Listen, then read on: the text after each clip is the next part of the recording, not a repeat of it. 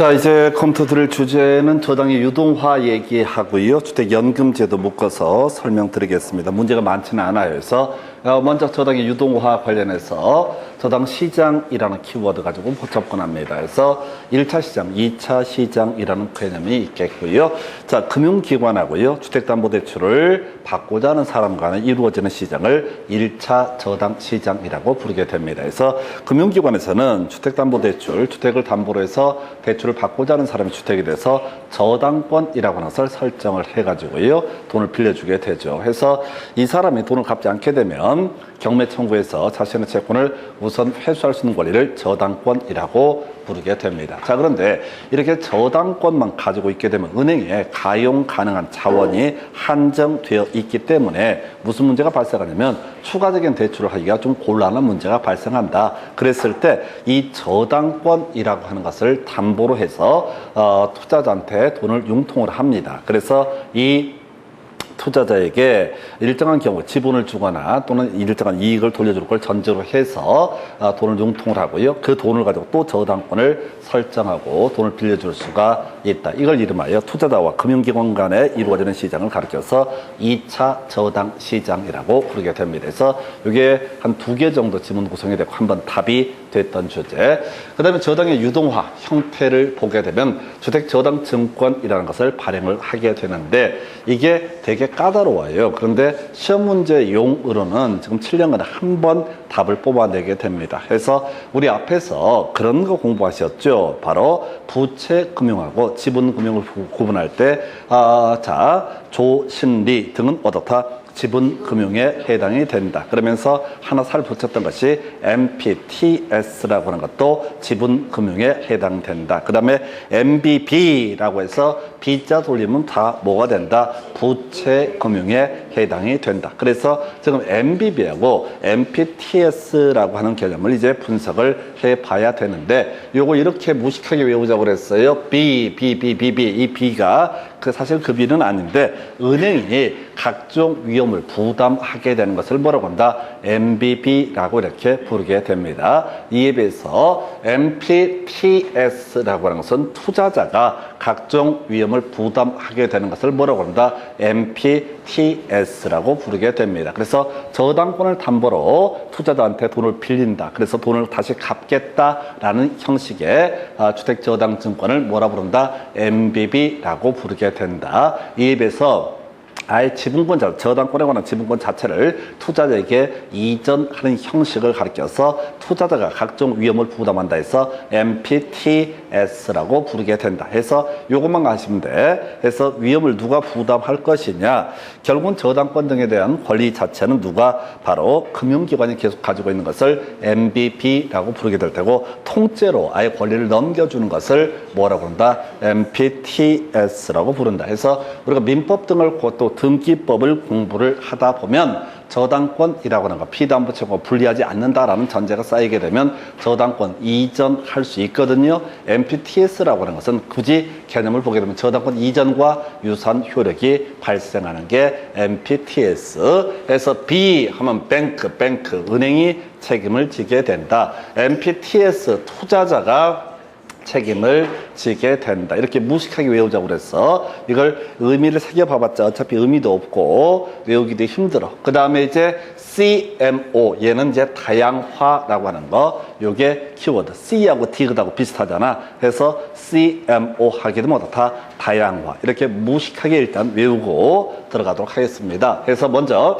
MBB라고 하는 거. 자, 금융기관, 즉 발행기관이 저당대출의 소유권 등을 가지고 있으면서 바로 이 저당 채권을 담보로 해서 투자자에게 채권을 발행하는 형태 주택저당증권. 그래서 결국은 이 저당권 설정자라고 하는 대출 받은 사람이 돈을 갚지 않거나 등등등 나중에 경매가 돼서 채권을 제대로 회수하지 못하는 사태가 벌어졌을 때 금융기관이 모든 책임을 부담하게 되는 것을 뭐라고 한다? MBB라고 이렇게 부르게 된다. 그래서 누가 만들었는지 정말 대박이야.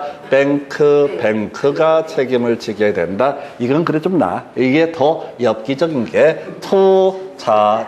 투자자가 책임을 지게 되는 걸 뭐라고 한다? 바로 MPT MPTS. 그래서 얘는 지분금융이라고 부르게 됩니다. 지분금융이라고 부르게 된다. 그래서 발행기관이 저당대출의 소유권 등을 투자자에게 모두 이전하는, 매각하는 주택저당증권을 가리켜서 MPTS라고 부르게 된다. 그래서 투자자가 각종 위험을 부담을 하게 되는 것을 가리켜서 MPTS라고 부르게 된다. 여기에 나와 있는 내용도 시험에 다 안 나와요. 딱 요 정도까지만 아시는 게 만수무강이 좋습니다. 더 해봤자 머리만 터져버리지. 그리고 제가 수험생들 아이디어 중에 제일 앞거는 이 CMO, C하고 어떻게 디귿, 다양화하고 요렇게 매칭을 시키는지 그걸 우리가 전문용어로 집단지성이라고 얘기를 하게 됩니다. 강의하는데 한 3, 4년 전에 너무 다들 어려워해. 그래서 이걸 어떻게 얘기를 해줄까?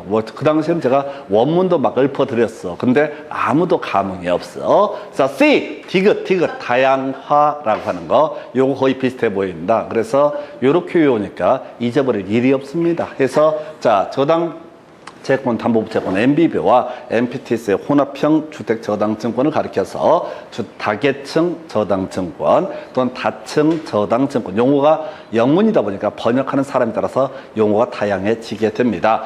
발행기관이 저당채권의 집합에 대한 소유권을 보유한 채 이를 담보로 만기와 이자율을 다양화시켜서 발행한 주택저당증권을 CMO 해서 이렇게 뒤지게 외웠더니만 7년 동안 한 문제밖에 구성이 되지 않는다. 이건 너무 힘 뺄 게 없어요. 해서 오히려 30회 때 문제는 유치한 걸 갖고 구성을 했었죠. 이렇게 저당증권을 발행하면 어떤 효과가 발생하게 될 것이냐.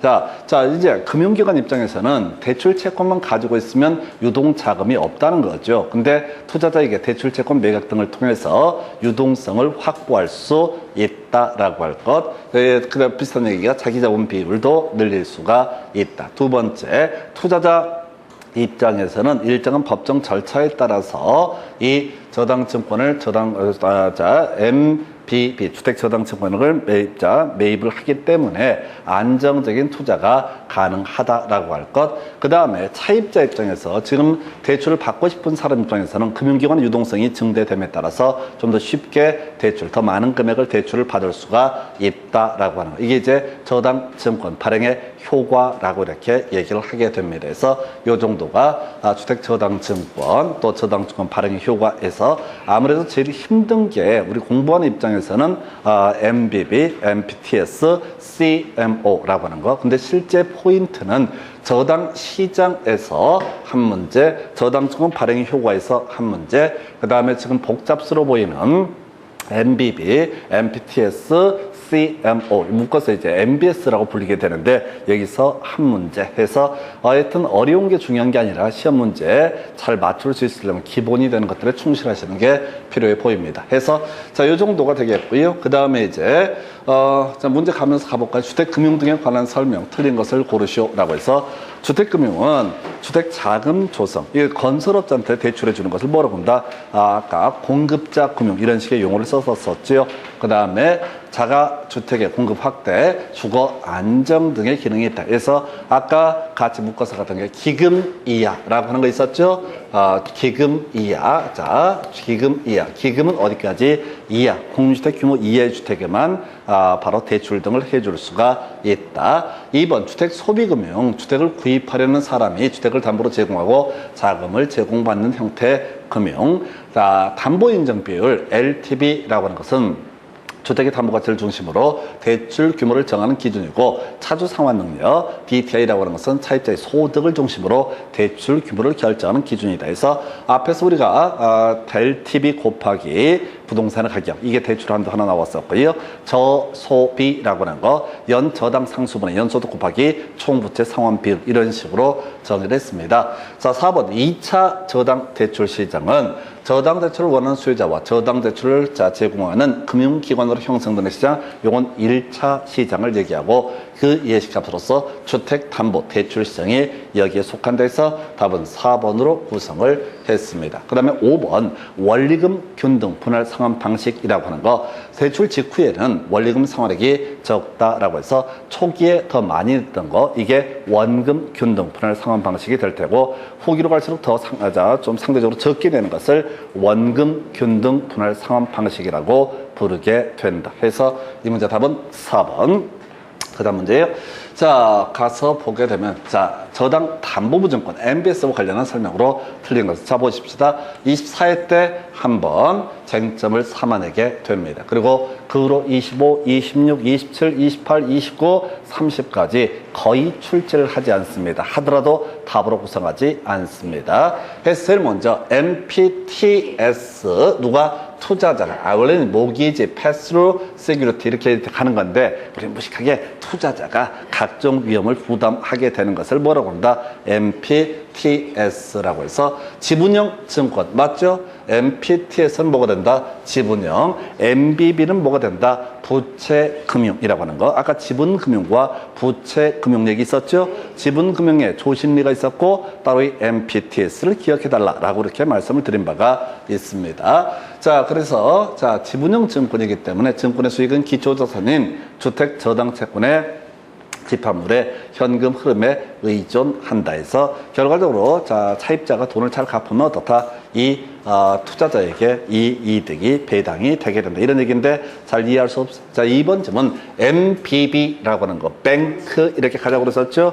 은행이 각종 위험을 부담하는 것을 MBB. MBB의 투자자는 최초 주택저당채권 집합물에 관한 소유권을 갖는다 해서 이거 틀렸죠. 자, 소유권, 지분권을 모두 은행이 갖게 되는 것. 그래서 각종 위험을 은행이 부담하는 것을 뭐라고 한다? MBB라고 이렇게 얘기를 하죠. CMO라고 중간에 다양한 이런 표현 나와 있죠. 뭔 소리인지 모르겠지만 다양한 여러 가지 형태의 주택저당증권을 가리켜서 CMO. MPTB는 MBB와 MPTS의 혼합형인데 의미 없고요. CMBS, 예, 더 이상 의미 없습니다. 그래서 상업용 부동산을 기준으로 해서 저당권 설정했을 때 우리 부저순 있었죠?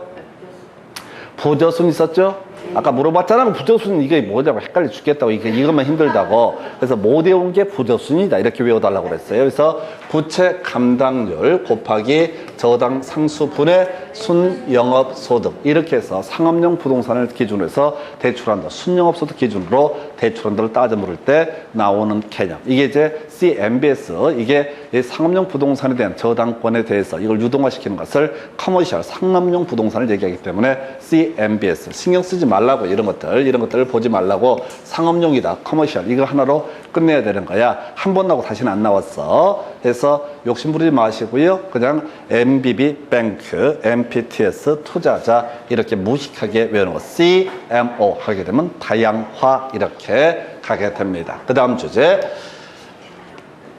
지금 이제 27회에 나왔던 문제 부동산 금융 등에 관한 설명 틀린 것은 해서 자, CMO는 트렌치별로 적용되는 이자율과 만기가 다른 것이 일반적이다. 다양하게 이자율 만기를 정할 수 있는 것이 CMO. 2번 MBB라고 하는 거 채권형 증권. 은행이 돈을 갚아야 된단 말이야. 부채금융이야. 그래서 자, 초과담보를 제공하는 것이 일반적이다. 전혀 모를 얘기. MPTS라고 하는 건 누가 투자자가 위험을 부담한다 해서 이 3번 알겠죠? 투자자가 위험을 부담하게 된다. 무슨 위험이 됐든 간에 투자자가 위험을 부담한다. 이렇게 쓸데없는 소리. 자, 고정금리 대출을 실행한 대출기관은 금리 상승 시 차입자의 조기 상환 위험이 커지게 된다. 가볼까요? 자, 고정금리 5%로 대출을 했습니다. 시장금리가 6%가 되는 경우가 있고 4%가 되는 경우가 있다라고 한번 전제를 해보겠습니다. 시장금리가 상승한다. 6% 올라간다. 그럼 차입자들이 어떻다? 빨리 상환하려고 몸부림을 친다. 그거 아니죠?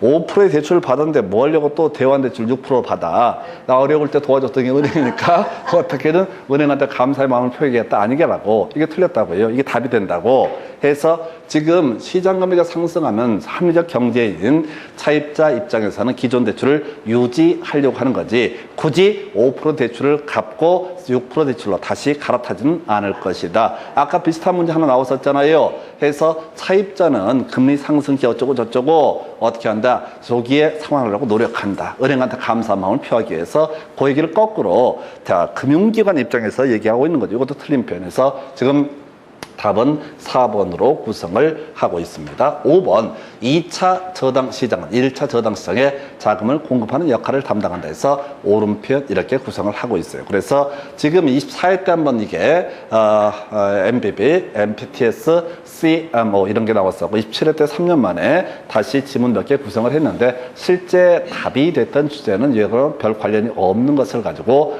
구성을 하고 있다. 깊이 공부하려고 하지 마시고 기존에 나왔던 거 위주로 정리를 하셔야 돼. 절대 나 혼자서 공부를 열심히 해봐야겠다. 여기는 좀 그런 마음을 갖기는 해도 될 것 같아. 책은 좀 싸들고 다녀요, 이제. 그냥 항상 책을 딱 지켜놓고 나서 내가 설령 무슨 일이 있어 집을 학교를 못 오더라도 책은 앉아서 혼자서 꾸준히 공부하고 있을 거라고 믿어 의심치 않는 자세. 그래 놓고 나서 시험 보고 나서 데모들 할 때 그 얘기하죠. 하루 15시간씩 공부를 했다고. 개뻥 치고 있네지. 전에 제가 출제위원하고 어떻게 얘기할 일이 있었고 그 양반이 물어보더라고. 출제를 하러 갔는데 수험생들이 하루 15시간 공부를 하니까 난이도 좀 높게 내야 된다 이런 식으로 출제 본부에서 얘기를 하던데 진짜냐고. 그래서 내가 얘기해줬어요. 가방이 15시간씩 공부를 하고 있다. 사람은 들락날락 할 뿐이다. 그러니까 그분 얘기가 그래. 그렇지. 그게 왜냐면은 사람이 말이 좋아 15시간이지 15시간을 공부를 한다는 것 자체가 불가능한 일인 걸 스스로 알거든. 자기도 공부해봤는데 말이 안 된다는 거 아는데 어떻게 복덕방 시험 준비하는 사람이 15시간 공부를 할까? 15시간 해봤자 떨어지기 마찬가지야. 많이 오래 한다고 되는 게 아니라고요. 지금 집중해서 몇 개라도. 그리고 제일 좋은 방법은 진짜 몇 개 답이 됐던 거로 정확하게 요것만은 내가 알고 가리 이렇게 가셔야 되고 중간에 막히는 지문 등에 전혀 겁먹지 마실 것. 이게 학교 가는 지름길이지 책을 열심히 본다고 되는 게 아니라니까요. 제가 지금 21년인가 22년 약을 팔고 있는데 그동안 뒤지게 공부하는 사람 뒤지게 많이 봤어. 나보고 막 잔소리까지 해야 돼요. 어떤 아줌마는 자 같은 도서관을 공부를 하는데 자 30분 만에 기어 나간다고 좀 진득하게 좀 앉아 있어 보라고. 그래서 그 아줌마는 떨어지고 나는 붙고 그게 차이야. 왜냐면 그분은 5시간 6시간 앉아 있어. 딱 뭐 뒤집어 쓰고 와우. 그런데 그 아줌마 공부에 환장했나? 연세도 좀 있으신 분이었는데 그게 결국은 떨어지잖아. 왜? 집중을 못하는 거야 사람이. 책을 보고 있다 뿐이지 실제 집중하는 데 한계가 있다고. 그래서 하여튼 끊어서 자 요거 답되는 주제 보셨고 요것도 아까 1차 시장 2차 시장도 중요 쟁점으로 구성이 됐었죠. 그 정도고요. 그 다음 문제 가서 살펴드리겠습니다. 자 지금 저당 담보부 증권 도입 등에 관한 부동산 시장의 효과. 자 24, 27, 30회 때 이제 약간 기존 문제와 다른 걸 내려고 하다 보니까 효과 겁나 유치한 문제죠. 그래서 뉘앙스만 알게 되면 다 풀 수가 있죠. 그래서 주택금융이 확대됨에 따라서 대출 기간에 자금이 풍부해져서 주택 자금 대출이 확대될 수 있다. 유동성이 확보가 되니까 대출이 더 늘어나겠죠. 주택금융의 대출 이자율 하락과 다양한 상품 설계에 따라서 주택 구입 시 융자 받을 수 있는 금액이 증가될 수 있다. 똑같은 얘기죠. 3번 주택금융의 활성화로 주택 건설이 촉진돼서 주거 안정에 기여할 수 있다 해서 이게 이제 대출을 받아갖고 집을 탁탁 사주니까 공급하는 입장에서도 뭐라고요? 마음 편하게 새롭게 주택 공급을 할 수가 있다. 그래서 공급이 늘어날 수 있다. 이런 논리고죠. 4번 주택금융의 확대로 자가소유 비중이 감소한다. 학기는 이런 식으로 유치하게 된다니까 해서 대출을 받을 수 있으니까 다 자가소유 가구가 증가되게 된다. 5번 대출기간의 유동성이 증대해서 소비자의 담보대출 접근성이 개선될 수 있다 해서 출제는 너 훌륭한 사람이야. 1번, 2번, 5번 다 같은 말이잖아요. 1번, 2번, 5번 다 같은 말이잖아. 똑같은 말을 살짝 바꿔서 얘기한다니까 나중에 조금만 공부가 되시면 유치의 극치라는 걸 알게 됩니다. 그리고 계속 무슨 새끼들 뭐 저런 걸 내고 지랄이야 이런 생각을 갖고 접근하셔야 돼. 유치 차단하게 되고 난리들이야. 야 이거 나도 알겠다. 그냥 이런 문제가 최소 50% 60% 그냥 깔아주게 돼 있다고. 다만 그것만 갖고는 부족하니까 한 70점 이상 세팅이 돼야 되니까 그래서 이 망할 놈은 부저순 저소비 이런 걸 외우게 되는 거지. 저소비 부저수 해서 답은 4번. 그 다음 문제 가서 보겠습니다. 자, 주택연금 제도고요. 이게 최근에 자 답을 한번 뽑아서 설명을 드리긴 한데 좀 그래 해서 자, 주택연금이라고 하는 내용 자세히 가지 마시고요. 뉘앙스만 가십시다. 역저당이라고 하는 개념이 되게 됩니다. 그래서 저당이라고 하는 것은 주택을 살 때 주택 구입자금을 빌리는 것을 가리켜서 저당이라고 얘기를 하죠. 모기지론 이런 용어를 쓰게 될 것이고요. 역저당이라고 하는 것은 뭘 얘기한다고요? 기존에 자신이 소유하고 있는 주택을 담보로 노후 생활자금을 얻기 위해 생활비를 빌려 쓴 제도를 가리켜서 역저당이라고 부르게 됩니다. 그래서 포인트만 가겠습니다. 자, 지금요, 주택연금에 가입을 한다라는 얘기인즉슨 자신의 부동산에 대해서 1순위 근저당권을 일단 설정을 해주게 됩니다. 해서 우리가 저당권이 있었고 근저당권이라는 개념이 있었죠. 그래서 근저당권이라고 하는 것은 계속적 거래 관계에 있어서 그 채권을 담보에 내기 위해서 하는 것을 근저당권이라고 부르게 됩니다. 해서 뭐 120% 이런 얘기 나와 있는데 큰 의미는 없고요. 해서 근저당권을 설정을 하고 한국주택금융공사에서 금융기관에 보증서를 보내주게 됩니다. 야, 돈 빌려줘도 괜찮아. 내가 나중에 얘가 뭐 돈을 중간에 갚지 못하거나 등등등 하게 되면 팔아서 뭘 하겠다. 바로 이 채권을 회수할 수 있다라고 해서 금융기관에 보증서를 보내주게 되면은 자, 이 사람 자 이제 생활비를 받아서 쓰게 되죠. 그래서 이 주택연금 제도의 취지라고 하는 것은 일본의 경제 불황 이런 거랑 같이 연계가 되어 있어요. 일본에서 지금 코로나 사태하면서도 일본은 아주 독특한 나라더라고요. 우리랑 전혀 틀린 나라야. 우리는 통장 계좌번호 바로 입금해서 바로 돈 써버리고 아 진짜 받자마자 한 보름 남짓 다 써버렸어. 근데 일본 같은 경우는 나라 시스템이 골 때리는 시스템이라서요. 지금 돈 배분하는데 1년이 걸릴지 2년이 걸릴지 모른다는 거야. 걔들은 다 도장을 찍어야 된대. 다 도장을 찍어야 된다고. 팩스로 주고받고 그 다음에 자 뭐 마이넘버인가 해서 우리처럼 주민번호 비슷한 게 있는데 그게 가입한 사람이 20%밖에 안 되고 두 번째 마이넘버가 그 뭐 문제가 되게 되면 그 동사무소 가가지고 4시간씩 줄 서가지고 그 초기화하는 과정을 직접 또 해야 되고 등등등. 야, 그 나라 하여튼 골 때리는 나라야. 그래서 그 돈이 다 풀리게 되게 되면 한 2, 3년 정도 걸릴 것으로 보여진다. 그리고 더 큰 문제는 그 나라는 그 돈이 이제 들어오게 되면 사람들이 또 저축을 하게 된다. 저축을 하는 거 어떻게 돈 뿌리나 마나 아무 소용이 없어. 돈 뿌린 이유는 돌아가라고 뿌리는 건데 저축을 하면 골 때리는 나라야. 그래서 이 주택연금 제도의 취지는 뭐냐면 그 일본의 어르신들이 연세 드신 분들이 저축을 해서 개판이 돼버리는 거야. 자산은 연령이 좀 있는 분들이 가지고 있고 그분들이 굶어 죽었으면 죽었지 절대 돈을 안 쓰는 거야. 무조건 저축을 하는 거야. 돈이 안 돌아. 돈이 안 도니까 어떻게 돼? 장기 침체 문제로 빠지게 되는 거예요. 그래서 우리나라에서는 일본의 그 사례를 봐가지고 어르신들이 돈을 써야겠다. 자산 가지고 있는 분들이 생활비 써야겠다. 구질구질하게 살지 말아야겠다. 라고 해서 만들어진 제도가 주택연금 연금 제도가 됩니다. 그래서 이게 초기에는 지금과는 비교도 못하게 인센티브가 많았어. 그래서 하여튼 초기에는 사람들이 이 제도에 대해서 무지하기 때문에 국가가 재산 뺏어가는 줄 알고 절대 이를 가입 안 하려고 하니까 중도 상환 수수료 부담하지 않습니다. 뭐 이런 혜택도 주고 그 다음에 원칙적으로 구상권 행사하지 않습니다. 그게 뭔 소리냐면 돌아가실 때까지 만약에 주택 3억짜리 주택을 담보로 해서 주택연금을 받았는데 주택 가격에 따라 받는 금액은 달라지겠죠. 받았는데 이분이 돌아가실 때까지 5억을 써버렸다. 그래도 어떻다 2억 돌려달라고 하지 않겠다. 어르신들 마음 편하게 쓰시다가 돌아가시라. 이런 식의 취지로 돌아가시라는 포인트가 아니고 마음 편하게 이것도 얘기 잘못하면 또 돌아가시라 그랬다고 또 이제 난리를 칠 거야. 하여튼 간에 그래서 그렇게 이제 이 제도를 운용을 하게 됩니다. 근데 이게 사회적으로 문제가 됩니다. 우리나라는 어르신들이 안 돌아가셔서 큰 문제가 돼요. 진짜 마음 편하게 다 써버리는 거야. 그리고 구상권 행사도 안 한다. 원칙적으로 구상권 행사도 안 한다. 그러니까 이 사람들이 너무 편하게 마음 편하게 이게 사회적으로 문제가 됩니다. 한 2, 3년 전에 국회에서 난리가 났습니다. 지금 이제 우리나라 도입한 지 10년 차 정도가 되는데 한 8년 차 정도에 국회에서 그 한국 얘들 갑자기 주택금융공사 사장 불러가지고 어떻게 할 거냐 물어봤어요. 어떻게 할 거냐가 뭐냐면 안 돌아가셔 이분들이. 일부가 죽어줘야 되는데 마음이 너무 편한 거야. 그동안 돈도 없고 해서 눈치 보고 살고 이렇게 용돈 타 쓰고 이렇게 하다가 이제 당당히 자기 자산 가지고, 아니 자기 자산을 뛰어넘는 범위를 용돈 팍팍 쓰면서 즐겁게 어떻게 춤도 배우러 다니고 이렇게 동사무소 이런 데 행사하는 문화행사도 가고 뭐 가서 하여튼 즐겁게 살아버리는 거야. 그래서 안 돌아가셔갖고 이걸 어떻게 할 거냐. 아 진짜 그게 심각해졌어요. 너무 편하게 사는 거야 이 양반들이. 뭐 방법은 한 가지밖에 없지. 그 주택연 가입하신 분들 집에 가고 새벽 3시에 북 두들기고 못 주무시게.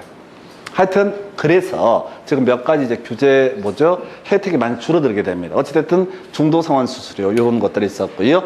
그 다음에 이제 우리 시험 문제에서는 근저당권 설정한다. 그 다음에 아직 안 나왔는데 구상권 행사할 수 있다 없다? 행사할 수 있다. 원칙은 안 됩니다. 원칙은 구상권 행사 안 됩니다. 근데 예외적으로 어떻다? 구상권 행사할 수 있다. 왜 이렇게 뭐라고요? 구상권 행사할 수 있다. 이게 어떤 얘기냐면은 이런 식이야. 이 양반이 예를 들어 돌아가셨는데 아이들이 사망신고를 안 하는 거야. 주택연금을 받고 계시는데 지금 이제 3억짜리 주택을 담보로 해서 이미 사학 받아 먹었어. 근데 애들이 저거 신고를 안 하니까 사망신고를 안 하게 되니까 더 내는 돈. 그 돈은 어떻다? 나중에 구상권 행사할 수 있다. 자, 우리가 세법 공부하다 보면 그런 얘기 있죠. 그 재산에 대해서 부과되는 세금에 대해서는 선순위 근저당권보다 우선 변제를 받을 수 있다 해서 재산세, 종부세 이런 것들 문제될 수 있거든요. 근데 재산세, 종부세 이런 세금을 안 내버리는 거예요. 어차피 내 집도 아닌데 자 죽을 때까지 편하게 쓰고 가자. 이런 부분은 어떻다? 구상권 행사할 수 있다. 그래서 원칙은 구상권 행사할 수 없고 우리 시험 용어 지금 나올 거 다 나왔거든요. 제일 처음에 제도 도입하면서 중도상환 수수료 부담하지 않는다. 이런 것들을 구성을 했었고요. 그 다음에 최근에 소유권을 이전해야 된다 해서 틀리게 뽑아냈었고 남아있는 쟁점 원칙적으로는 구상권 행사할 수 없지만 우리 시험에서는 예외가 출제가 되니까 구상권 행사할 수 있다. 3개 외우시는 거야. 근저당권 이미 나왔으니까 소유권 넘기는 게 아니라 근저당권 설정한다. 중도상환 수수료 부담하지 않는다. 그러나 일정한 요건 하에서 다 구상권 행사할 수 있다. 사연을 외우려고 하시면 안 돼. 구상권 행사할 수 있다라고 하는 것까지 보셨습니다. 문제 가지고 하나 볼까요? 해서 지금 보게 되면은 부동산 금융 등에 관한 설명 틀린 것을 해서 자 조인 벤처 신디케이트 리츠 바로 지분 금융에 해당한다. 맞죠? 조신리라고 하는 거. 여기다 추가할 게 뭐라고요? MPTS라는 것도 뭐가 된다? 지분 금융에 해당된다. BBBB에서 MBB는 뭐가 된다? 부채 금융. 2번 질문. 원리금 균등 상환 방식에서는 상환 초기보다 후기로 갈수록 원금 상환액이 점차 커지게 된다. 맞죠? 초2 후원에서 초기는 이자가 차지하는 비중이 크고 후기로 갈수록 원금이 차지하는 비중이 커지게 된다. 자, 주택담보, 노후연금은 연금 개시 시점에 소유권 자체를 연금 지급 기간으로 이전한다 해서 요걸 틀리게 구성이 됐습니다. 요게 틀렸다고요. 자, 근저당권 설정하는 것이지 소유권 자체를 이전하는 것은 아니다.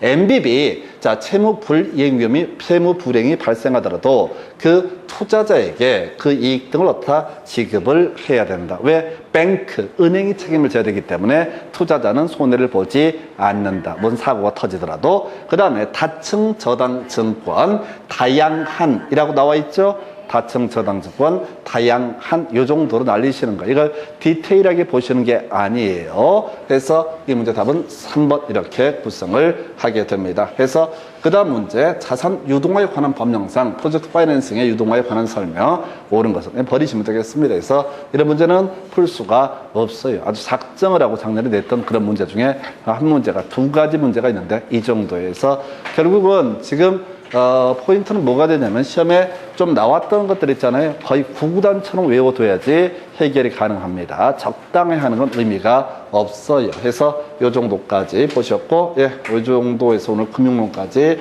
마치겠습니다. 해서 자, 오늘 여기까지 하겠습니다. 수고하셨습니다.